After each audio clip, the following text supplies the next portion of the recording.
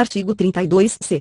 O segurado especial responsável pelo grupo familiar que contratar na forma do 8 do artigo 12 apresentará as informações relacionadas ao registro de trabalhadores, aos fatos geradores, à base de cálculo e aos valores das contribuições devidas à Previdência Social e ao Fundo de Garantia do Tempo de Serviço (FGTS) e outras informações de interesse da Secretaria da Receita Federal do Brasil, do Ministério da Previdência Social, do Ministério do Trabalho e Emprego e do Conselho Curador do FGTS, por meio de sistema eletrônico com entrada única de dados, e efetuará os recolhimentos por meio de documento único de arrecadação. Os ministros de Estado da Fazenda, da Previdência Social e do Trabalho e Emprego disporão, em ato conjunto, sobre a prestação das informações, a apuração, o recolhimento e a distribuição dos recursos recolhidos e sobre as informações geradas por meio do sistema eletrônico e da guia de recolhimento de que trata o caput. 2. As informações prestadas no sistema eletrônico de que trata o caput têm caráter declaratório, constituem instrumento hábil e suficiente para a exigência dos tributos e encargos apurados e substituirão, na forma regulamentada pelo ato conjunto o que prevê a obrigatoriedade de entrega de todas as informações, formulários e declarações a que está sujeito o grupo familiar, inclusive as relativas ao recolhimento do FGTS. 3. O segurado especial de que trata o caput está obrigado a arrecadar as contribuições previstas nos incisos x e x do caput do artigo 30, os valores referentes ao FGTS e os encargos trabalhistas sob sua responsabilidade, até o dia 7 do mês seguinte ao da competência. 4. Os recolhimentos devidos, nos termos do 3, deverão ser pagos por meio de documento único de arrecadação. 5. Se não houver expediente bancário na data indicada no 3, o recolhimento deverá ser antecipado para o dia útil imediatamente anterior. 6. Os valores não pagos até a data do vencimento sujeitar-se-ão à incidência de acréscimos e encargos legais na forma prevista na legislação do Imposto sobre a Renda e proventos de qualquer natureza para as contribuições de caráter tributário, e conforme o artigo 22 da Lei 8.036, de 11 de maio de 1990, para os depósitos do FGTS, inclusive no que se refere às multas por atraso. 7. O recolhimento do valor do FGTS na forma deste artigo será acreditado diretamente em conta vinculada do trabalhador, assegurada a transferência dos elementos identificadores do recolhimento ao agente operador do fundo. 8. Ato de que trata o regulará a compensação e a restituição dos valores dos tributos e dos encargos trabalhistas recolhidos, no documento único de arrecadação, indevidamente ou em montante superior ao devido. 9. A devolução de valores do FGTS, depositados na conta vinculada do trabalhador, será objeto de norma regulamentar do Conselho Curador e do agente operador do Fundo de Garantia do Tempo de Serviço. 10. O produto da arrecadação de que trata o 3 será centralizado na Caixa Econômica Federal. 11. A Caixa Econômica Federal, com base nos elementos identificadores do recolhimento, disponíveis no sistema de que trata o caput deste artigo, transferirá para a conta única do Tesouro Nacional os valores arrecadados dos tributos e das contribuições previstas nos incisos x e x do caput do artigo 30. 12. A impossibilidade de utilização do sistema eletrônico referido no caput será objeto de regulamento, a ser editado pelo Ministério da Fazenda e pelo agente operador do FGTS. 13. A sistemática de entrega das informações e recolhimentos de que trata o caput poderá ser estendida pelas autoridades previstas no 1 para o produtor rural pessoa física de que trata a linha do inciso v do caput do artigo 12. 14. Aplica-se às informações entregues na forma deste artigo disposto no 2 do artigo 32 e no artigo 32-A. Artigo 33. A Secretaria da Receita Federal do Brasil compete planejar, executar, acompanhar e avaliar as atividades relativas à tributação, à fiscalização, à arrecadação, à cobrança e ao recolhimento das contribuições sociais previstas no parágrafo único do artigo 11 desta lei, das contribuições incidentes a título de substituição e das devidas a outras entidades e fundos. É prerrogativa da Secretaria da Receita Federal do Brasil, por intermédio dos auditores fiscais da Receita Federal do Brasil, o exame da contabilidade das empresas, ficando obrigados a prestar todos os esclarecimentos e informações solicitados o segurado e os terceiros responsáveis pelo recolhimento das contribuições previdenciárias e das contribuições devidas a outras entidades e fundos. 3. Ocorrendo recusa ou sonegação de qualquer documento ou informação, ou sua apresentação deficiente, a Secretaria da Receita Federal do Brasil pode, sem prejuízo da penalidade cabível, lançar de ofício a importância devida. 4. Na falta de prova regular e formalizada pelo sujeito passivo, o montante dos salários pagos pela execução de obra de construção civil pode ser obtido mediante cálculo da mão de obra empregada, proporcional à área construída, de acordo com critérios estabelecidos pela Secretaria da Receita Federal do Brasil, cabendo ao proprietário, dono da obra, condômino da unidade imobiliária ou empresa corresponsável o ônus da prova em contrário. 5. Desconto de contribuição e de consignação legalmente autorizada sempre se presume feito oportuna e regularmente pela empresa isso obrigada, não lhe sendo lícito alegar omissão para se eximir do recolhimento, ficando diretamente responsável pela importância que deixou de receber ou arrecadou em desacordo com o disposto nesta lei. 6. No exame da escrituração contábil de qualquer outro documento da empresa, a fiscalização constatar que a contabilidade não registra o movimento real de remuneração dos segurados a seu serviço, do faturamento e do lucro, serão apuradas, por aferição indireta, as contribuições efetivamente devidas, cabendo à empresa o ônus da prova em contrário. 7. O crédito da Seguridade Social é constituído por meio de notificação de lançamento, de auto de infração e de confissão de valores devidos e não recolhidos pelo contribuinte. 8. Aplicam-se às contribuições sociais mencionadas neste artigo as presunções legais de omissão de receita, previstas nos 2 e 3 do artigo 12 do Decreto-Lei nº 1598, de 26 de dezembro de 1977, e nos artigos 40, 41 e 42 da Lei nº 9430, de 27 de dezembro de 1996. Artigo 34, revogado pela Lei nº 11.941, de 2009, artigo 35. Os débitos com a União decorrentes das contribuições sociais previstas nas alíneas A, B e C do parágrafo único do artigo 11 desta lei, das contribuições instituídas a título de substituição e das contribuições devidas a terceiros, assim entendidas outras entidades e fundos, não pagos nos prazos previstos em legislação, serão acrescidos de multa de mora e juros de mora, nos termos do artigo 61 da Lei nº 9.430, de 27 de dezembro de 1996. I, revogado, A, revogada, B, revogada, C, revogada, I, revogado, A, revogada, B, revogada, C, revogada, D, revogada, I, revogado. A, revogada, B, revogada, C, revogada, D, revogada, U, revogado, 2 U, revogado, 3 U, revogado, 4 revogado. Artigo 35-A. Nos casos de lançamento de ofício relativos às contribuições referidas no artigo 35 desta lei, aplica-se o disposto no artigo 44 da Lei nº 9.430, de 27 de dezembro de 1996. Artigo 36, revogado pela Lei N. 8.218, de 29 de agosto de 1991. Artigo 37. Constatado não recolhimento total ou parcial das contribuições tratadas nesta lei, não declaradas na forma do artigo 32 desta lei, a falta de pagamento de benefício reembolsado ou o descumprimento de obrigação acessória, será lavrado auto de infração ou notificação de lançamento. 1. Revogado. 2. Revogado. Artigo 38. Revogado pela Lei nº 11.941, de 2009, artigo 39. O débito original e seus acréscimos legais, bem como outras multas previstas em lei, constituem dívida ativa da União, promovendo-se a inscrição em livro próprio daquela resultante das contribuições de que tratam as alíneas A, B e C do parágrafo único do artigo 11 desta lei. Primeiro, revogado pela Lei nº 11.501. De 2007, segundo é facultado aos órgãos competentes, antes de ajuizar a cobrança da dívida ativa de que trata o caput deste artigo, promover o protesto de título dado em garantia, que será recebido pro solvendo. 3. Serão inscritas como dívida ativa da União as contribuições que não tenham sido recolhidas ou parceladas resultantes das informações prestadas no documento a que se refere o inciso IV do artigo 32 desta lei. Artigo 40, vetado. Artigo 41, revogado pela Lei nº 11.941, de 2009, artigo 42. Os administradores de autarquias e fundações públicas, criadas e mantidas pelo poder público, de empresas públicas e de sociedades de economia mista sujeitas ao controle da União, dos Estados, do Distrito Federal ou dos municípios, que se encontrarem em mora, por mais de 30 dias, no recolhimento das contribuições previstas nesta lei, tornam-se solidariamente responsáveis pelo respectivo pagamento, ficando ainda sujeitos às proibições do artigo 1º e às sanções dos artigos 4º e 7º do Decreto-Lei nº 368, de 19 de dezembro de 1968. Artigo 43.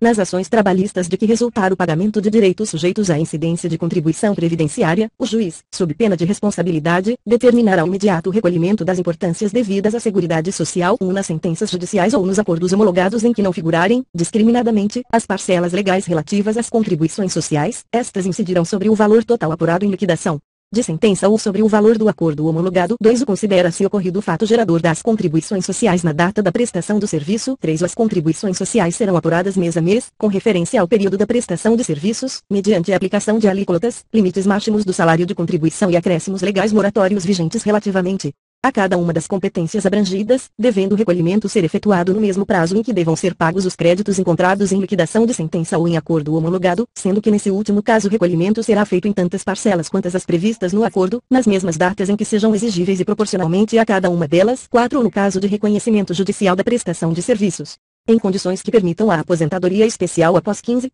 20 ou 25 anos de contribuição, serão devidos os acréscimos de contribuição de que trata o 6 do artigo 57 da Lei nº 8.213. De 24 de julho de 1991. 5. Na hipótese de acordo celebrado após ter sido proferida a decisão de mérito, a contribuição será calculada com base no valor do acordo. 6. Aplica-se o disposto neste artigo aos valores devidos ou pagos nas comissões de conciliação prévia de que trata a Lei nº 9.958. De 12 de janeiro de 2000. Artigo 44, revogado pela Lei nº 11.501, de 2007. Artigo 45, revogado pela Lei Complementar nº 128, de 2008. Artigo 45-A. O contribuinte individual que pretenda contar como tempo de contribuição, para fins de obtenção de benefício no regime geral de previdência social ou de contagem recíproca do tempo de contribuição, período de atividade remunerada alcançada pela decadência, deverá indenizar o INS, o valor da indenização a que se refere o caput deste artigo e o 1 do artigo 55 da Lei nº 8.213. de 24 de julho de 1991, corresponderá a 20%, e, da média aritmética simples dos maiores salários de contribuição, reajustados, correspondentes a 80%, de todo o período contributivo decorrido desde a competência. Julho de 1994, ou da remuneração sobre a qual incidem as contribuições para o regime próprio de previdência social a que estiver filiado o interessado, no caso de indenização para fins da contagem recíproca de que tratam os arts. 94 a 99 da Lei nº 8.213, de 24 de julho de 1991, observados o limite máximo previsto no artigo 28 e o disposto em regulamento 2 ou sobre os valores apurados na forma do ou deste artigo incidirão juros moratórios de 0,5%, 0,5% ao mês, capitalizados anualmente, limitados ao percentual máximo de 50%. E multa de 10%. 3. O disposto no ou deste artigo não se aplica aos casos de contribuições em atraso não alcançadas pela decadência do direito de a Previdência constituir o respectivo crédito, obedecendo-se, em relação a elas, às disposições aplicadas às empresas em geral. Artigo 46, revogado pela Lei Complementar nº 128, de 2008, capítulo X da prova de inexistência de débito. Artigo 47.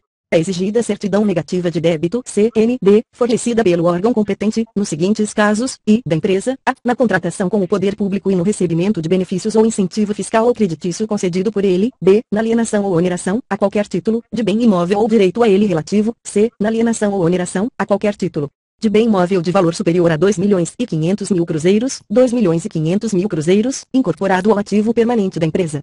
19. No registro ou arquivamento, no órgão próprio, de ato relativo à baixa ou redução de capital de firma individual, redução de capital social, cisão total ou parcial, transformação ou extinção de entidade ou sociedade comercial ou civil e transferência de controle de cotas de sociedades de responsabilidade limitada, e do proprietário, pessoa física ou jurídica, de obra de construção civil. Quando de sua averbação no registro de imóveis, salvo no caso do inciso vi do artigo 30, primeiro a prova de inexistência de débito deve ser exigida da empresa em relação a todas as suas dependências, estabelecimentos e obras de construção civil, independentemente do local onde se encontrem, ressalvado aos órgãos competentes o direito de cobrança de qualquer débito apurado posteriormente, segundo a prova de inexistência de débito, quando exigível ao incorporador, independe da apresentada no registro de imóveis por ocasião da inscrição do memorial de incorporação. Terceiro, fica dispensada a transcrição, em instrumento público ou particular, do inteiro teor do documento comprobatório de inexistência de débito, bastando a referência ao seu número de série e data da emissão, bem como a guarda do documento comprobatório à disposição dos órgãos competentes.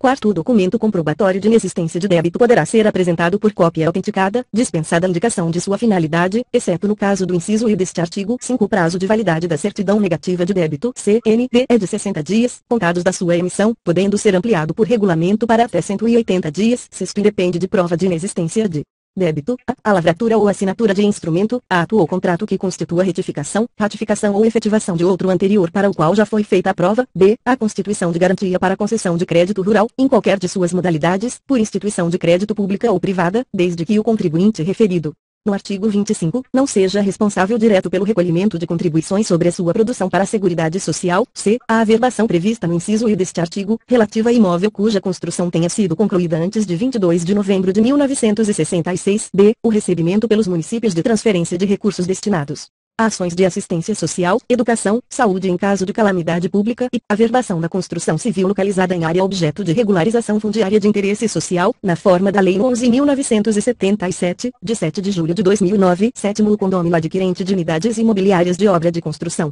civil não incorporada na forma da Lei nº 4.591, de 16 de dezembro de 1964, poderá obter documento comprobatório de inexistência de débito, desde que comprove o pagamento das contribuições relativas à sua unidade, conforme dispuser o regulamento 8º, revogado pela Lei nº 11.941, de 2009, artigo 48.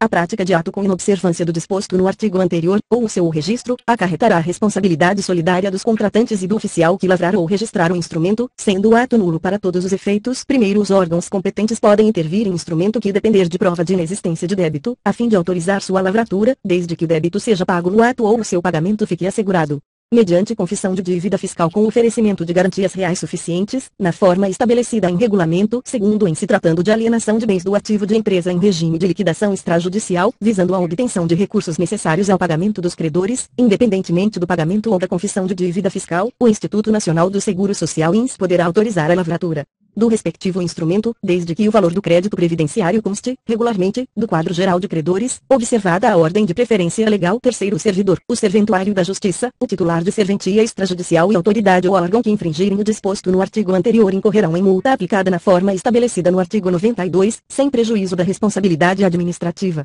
e penal cabível. Parágrafo renumerado e alterado pela Lei nº 9.639, de 25 de maio de 1998. Título V das Disposições Gerais. Artigo 49. A matrícula da empresa será efetuada nos termos e condições estabelecidos pela Secretaria da Receita Federal do Brasil.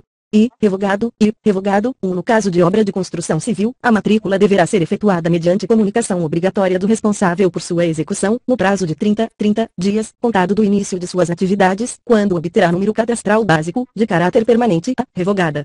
B. Revogada. 2. O revogado. 3. O não cumprimento do disposto no 1 deste artigo sujeita o responsável à multa na forma estabelecida no artigo 92 desta lei. 4. O Departamento Nacional de Registro do Comércio, DNRC, por intermédio das juntas comerciais bem como os cartórios de registro civil de pessoas jurídicas, prestarão, obrigatoriamente, à Secretaria da Receita Federal do Brasil todas as informações referentes aos atos constitutivos e alterações posteriores relativos a empresas e entidades neles registradas. 5. A matrícula atribuída pela Secretaria da Receita Federal do Brasil ao produtor rural pessoa física ou segurado especial é o documento de inscrição do contribuinte, em substituição à inscrição no Cadastro Nacional de Pessoa Jurídica, CNPJ, a ser apresentado em suas relações com o poder público, inclusive para licenciamento sanitário de produtos de origem animal ou vegetal submetidos a processos de beneficiamento ou industrialização artesanal, com as instituições financeiras, para fins de contratação de operações de crédito, e com os adquirentes de sua produção ou fornecedores de sementes, insumos, ferramentas e demais implementos agrícolas. 6. O disposto no 5 deste artigo não se aplica ao licenciamento sanitário de produtos sujeitos à incidência de imposto sobre produtos industrializados ou ao contribuinte cuja inscrição no Cadastro Nacional de Pessoa Jurídica, CNPJ, seja obrigatória.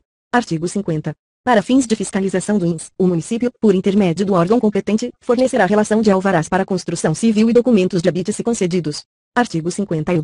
O crédito relativo a contribuições, cotas e respectivos adicionais ou acréscimos de qualquer natureza arrecadados pelos órgãos competentes, bem como a atualização monetária e os juros de mora, estão sujeitos, nos processos de falência, concordata ou concurso de credores, às disposições atinentes aos créditos da União, aos quais são equiparados.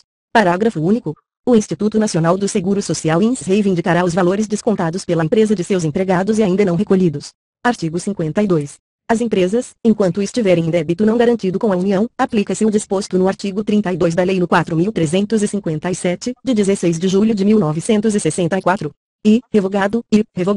Parágrafo único. Revogado. Artigo 53. Na execução judicial da dívida ativa da União, suas autarquias e fundações públicas, será facultado ao exequente indicar bens a penhora, a qual será efetivada concomitantemente com a citação inicial do devedor. Primeiro, os bens penhorados nos termos deste artigo ficam desde logo indisponíveis. Segundo, o efetuado pagamento integral da dívida executada, com seus acréscimos legais, no prazo de 2 dias úteis contados da citação, independentemente da juntada aos autos do respectivo mandado, poderá ser liberada a penhora, desde que não haja outra execução pendente. Terceiro, o disposto neste artigo aplica-se também às execuções já processadas. Quarto, não sendo opostos embargos, no caso legal, ou sendo eles julgados improcedentes, os autos serão conclusos ao juiz do feito, para determinar o prosseguimento da execução. Artigo 54. Os órgãos competentes estabelecerão critério para a dispensa de constituição ou exigência de crédito de valor inferior ao custo dessa medida. Artigo 55, revogado pela Lei nº 12.101, de 2009, artigo 56.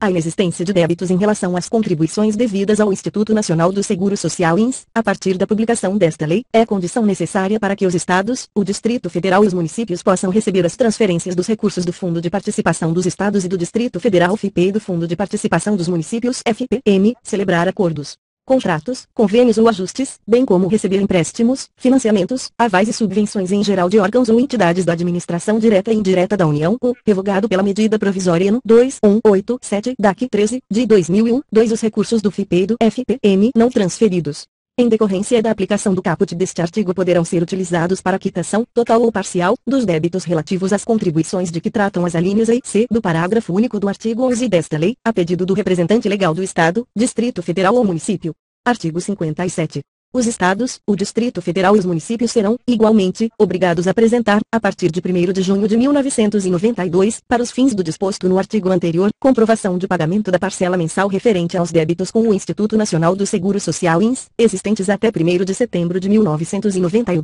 renegociados nos termos desta lei. Artigo 58. os débitos dos estados, do Distrito Federal e dos municípios para com o Instituto Nacional do Seguro Social INS, existentes até 1º de setembro de 1991, poderão ser liquidados em até 240 parcelas mensais. Primeiro, para apuração dos débitos será considerado o valor original atualizado pelo índice oficial utilizado pela Seguridade Social para correção de seus créditos. Segundo, as contribuições descontadas até 30 de junho de 1992 dos segurados que tenham prestado serviços aos estados, ao Distrito Federal e aos municípios poderão ser objeto de acordo para parcelamento em até 12 meses, não se lhes aplicando o disposto no 1º do artigo 38 desta lei. Artigo 59. O Instituto Nacional do Seguro Social INS implantará, no prazo de 90 dias a contar da data da publicação desta lei, sistema próprio informatizado de cadastro dos pagamentos e débitos dos governos estaduais, do Distrito Federal e das prefeituras municipais, que viabilize o permanente acompanhamento e fiscalização do disposto nos artigos 56, 57 e 58 e permita a divulgação periódica dos devedores da Previdência Social. Artigo 60. O pagamento dos benefícios da Seguridade Social será realizado por intermédio da rede bancária ou por outras formas definidas pelo Ministério da Previdência Social. Parágrafo único, revogado pela medida provisória número 2170-36, de 2001. Artigo 61. As receitas provenientes da cobrança de débitos dos estados e municípios e da alienação, arrendamento ou locação de bens móveis ou imóveis pertencentes ao patrimônio do Instituto Nacional do Seguro Social INS, deverão constituir reserva técnica, de longo prazo, que garantirá o seguro social estabelecido no plano de benefícios da Previdência Social. Parágrafo único. É vedada a utilização dos recursos de que trata este artigo, para cobrir despesas de custeio em geral, inclusive as decorrentes de criação, majoração ou extensão dos benefícios ou serviços da Previdência Social, admitindo-se sua utilização, excepcionalmente, em despesas de capital, na forma da Lei de Orçamento. Artigo 62. A contribuição estabelecida na Lei nº 5.161, de 21 de outubro de 1966, em favor da Fundação Jorge Duprati Figueiredo de Segurança e Medicina do Trabalho Fundacentro, será de 2%, da receita proveniente da contribuição a cargo da empresa, a título de financiamento da complementação das prestações por acidente do trabalho, estabelecida no inciso I do artigo 22. Parágrafo único. Os recursos referidos neste artigo poderão contribuir para o financiamento das despesas com pessoal e administração geral da Fundação Jorge Duprati Figueiredo de Segurança e Medicina do Trabalho Fundacentro. Título VI das disposições finais e transitórias. Capítulo I da modernização da Previdência Social. Artigo 63, revogado pela medida provisória número 2216-37, de 2001. Artigo 64, revogado pela medida provisória número 2216-37, de 2001. Artigo 65, revogado pela medida provisória número 2216-37, de 2001. Artigo 66, revogado pela medida provisória número 2216-37, de 2001. Artigo 67. Até que seja implantado o Cadastro Nacional do Trabalhador (CNT), as instituições e órgãos federais, estaduais, do Distrito Federal e municipais, detentores de cadastros de empresas e de contribuintes em geral, deverão colocar à disposição do Instituto Nacional do Seguro Social INS, mediante a realização de convênios, todos os dados necessários à permanente atualização dos cadastros da Previdência Social. Artigo 68.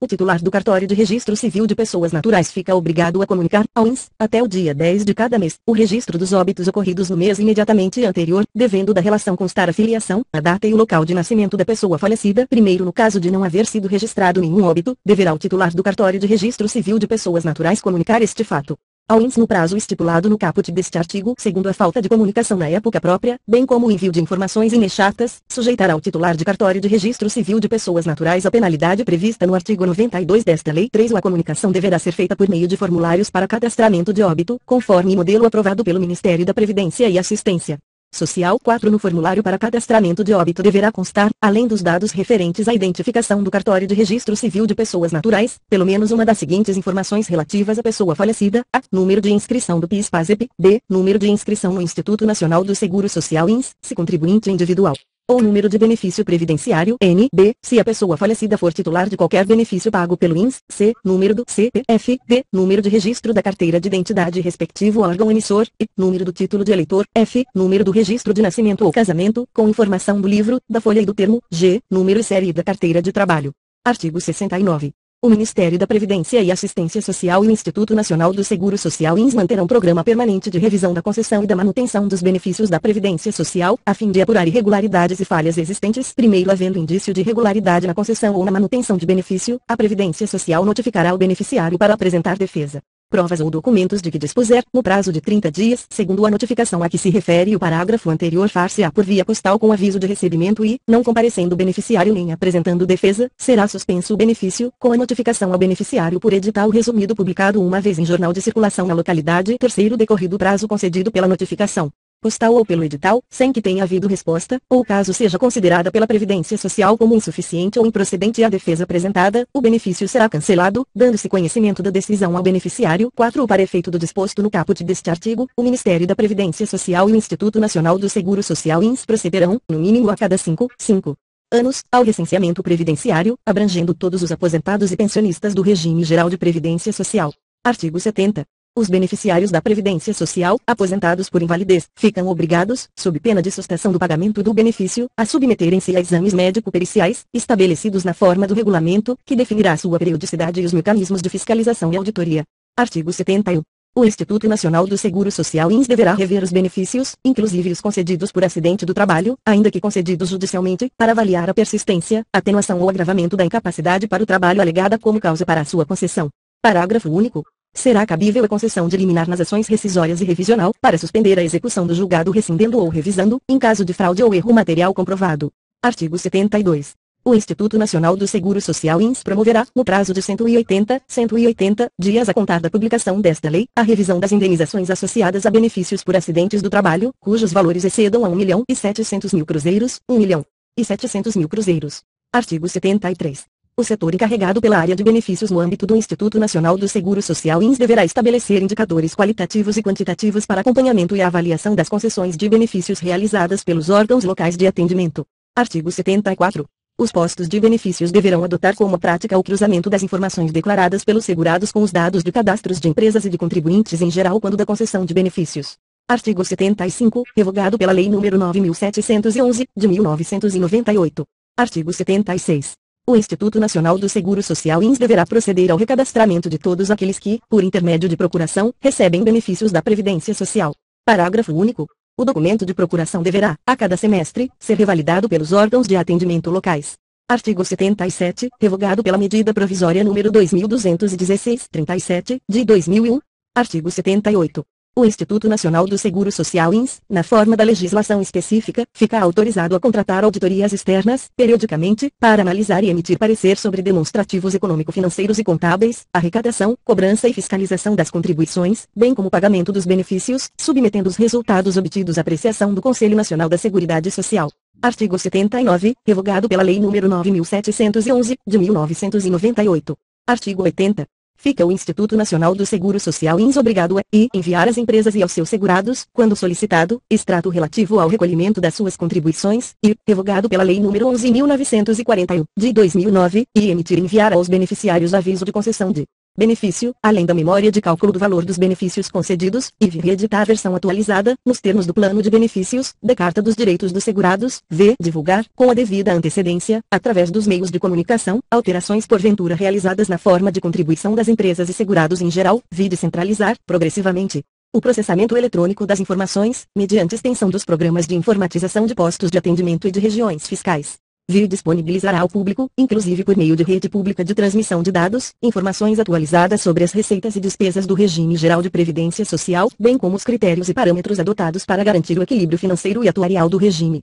Artigo 81, revogado pela Lei nº 11.941, de 2009, artigo 82. A Auditoria e a Procuradoria do Instituto Nacional do Seguro Social INS deverão, a cada trimestre, elaborar relação das auditorias realizadas e dos trabalhos executados, bem como dos resultados obtidos, enviando a apreciação do Conselho Nacional da Seguridade Social. Artigo 83. O Instituto Nacional do Seguro Social INS deverá implantar um programa de qualificação e treinamento sistemático de pessoal, bem como promover a reciclagem e redistribuição de funcionários conforme as demandas dos órgãos regionais e locais, visando a melhoria da qualidade do atendimento e o controle e a eficiência dos sistemas de arrecadação e fiscalização de contribuições, bem como de pagamento de benefícios. Artigo 84, revogado pela Medida Provisória nº 2216-37, de 2001. Capítulo e das demais disposições. Artigo 85. O Conselho Nacional da Seguridade Social será instalado no prazo de 30 dias após a promulgação desta lei. Artigo 85-A. Os tratados, convenções e outros acordos internacionais de que Estado estrangeiro ou organismo internacional e Brasil sejam partes, e que versem sobre matéria previdenciária, serão interpretados como lei especial. Artigo 86, revogado pela medida provisória número 2216-37, de 2001. Artigo 87. Os orçamentos das pessoas jurídicas de direito público e das entidades da administração pública indireta devem consignar as dotações necessárias ao pagamento das contribuições da Seguridade Social, de modo a assegurar a sua regular liquidação dentro do exercício. Artigo 88. Os prazos de prescrição de que goza a União aplicam-se à Seguridade Social, ressalvado o disposto no artigo 46. Artigo 89. As contribuições sociais previstas nas alíneas A, B e C do parágrafo único do artigo 11 desta lei, as contribuições instituídas a título de substituição e as contribuições devidas a terceiros somente poderão ser restituídas ou compensadas nas hipóteses de pagamento ou recolhimento indevido ou maior que o devido, nos termos e condições estabelecidos pela Secretaria da Receita Federal do Brasil, o revogado. 2. O revogado. 3. O revogado. 4. O valor a ser restituído ou compensado será acrescido de juros obtidos pela aplicação da taxa referencial do Sistema Especial de Liquidação e de Custódia Selic para títulos federais, acumulada mensalmente, a partir do mês subsequente ao do pagamento indevido ou a maior que o devido até o mês anterior ao da compensação ou restituição. E de 1%, relativamente ao mês em que estiver sendo efetuada. 5. Revogado. 6. O revogado. 7. O revogado. 8. Verificada a existência de débito em nome do sujeito passivo, o valor da restituição será utilizado para extingui-lo, total ou parcialmente, mediante compensação. 9. Os valores compensados indevidamente serão exigidos com os acréscimos moratórios de que trata o artigo 35 desta lei. 10. Na hipótese de compensação indevida, quando se comprove falsidade da declaração apresentada pelo sujeito passivo, o contribuinte estará sujeito a multa isolada aplicada no percentual previsto no inciso I do caput do artigo 44 da Lei nº 9.430, de 27 de dezembro de 1996, aplicado em dobro. E terá como base de cálculo o valor total do débito indevidamente compensado. 11.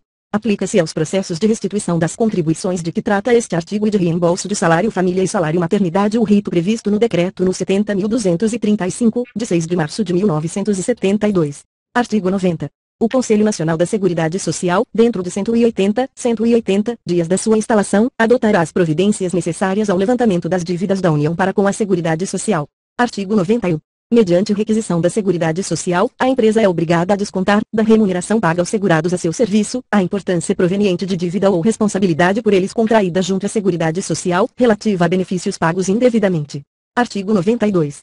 A infração de qualquer dispositivo desta lei para a qual não haja penalidade expressamente cominada sujeita ao responsável, conforme a gravidade da infração, a multa variável de 100.000 cruzeiros, 100.000 cruzeiros, a CR, cifrão. 10 milhões, 10 milhões de cruzeiros, conforme dispuser o regulamento. 24. Artigo 93, revogado o caput pela Lei nº 9.639, de 25 de maio de 1998. Parágrafo único, revogado pela Lei nº 11.941, de 2009, artigo 94, revogado pela Lei nº 11.501, de 2007. Artigo 95. Caput.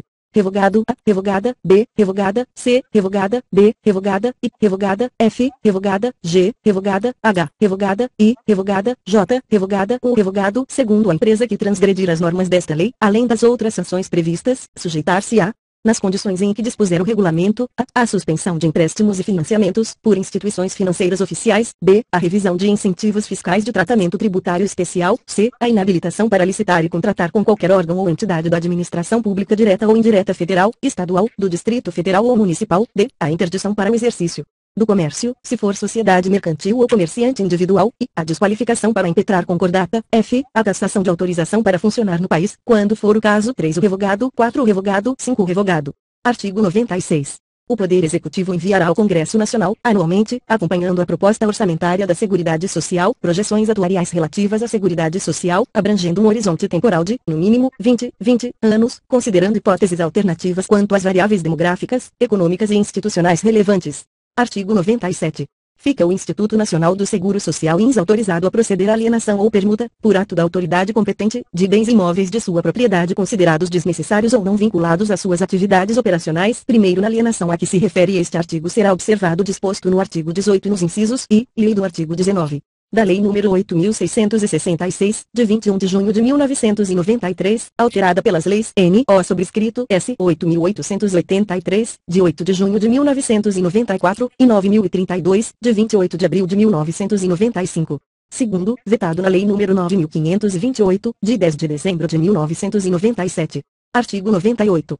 Nas execuções fiscais da dívida ativa do INS, o leilão judicial dos bens penhorados realizar-se-á por leiloeiro oficial, indicado pelo credor, que procederá à asta pública, e, no primeiro leilão, pelo valor do maior lance, que não poderá ser inferior ao da avaliação, e no segundo leilão, por qualquer valor, excetuado o vil primeiro poderá o juiz, a requerimento do credor, Autorizar seja parcelado o pagamento do valor da arrematação, na forma prevista para os parcelamentos administrativos de débitos previdenciários, segundo todas as condições do parcelamento deverão constar do edital de leilão. Terceiro, o débito do executado será quitado na proporção do valor de arrematação. Quarto, o arrematante deverá depositar, no ato, o valor da primeira parcela. Quinto, realizado o depósito, será expedida carta de arrematação, contendo as seguintes disposições: a. Valor da arrematação, valor e número de parcelas mensais em que será pago; b. Constituição de hipoteca do bem adquirido, ou de penhor, em favor do credor, servindo a carta de título hábil para registro da garantia; c. Indicação do arrematante como fiel depositário do bem móvel, quando constituído penhor; d. Especificação dos critérios de reajustamento do saldo e das parcelas, que será sempre o mesmo vigente para os parcelamentos de débitos previdenciários. Sexto, se o arrematante não pagar, no vencimento, qualquer das parcelas mensais, o saldo devedor remanescente vencerá antecipadamente, que será acrescido em 50% de seu valor a título de multa, e, imediatamente inscrito em dívida ativa executado. Sétimo, se no primeiro ou no segundo leilões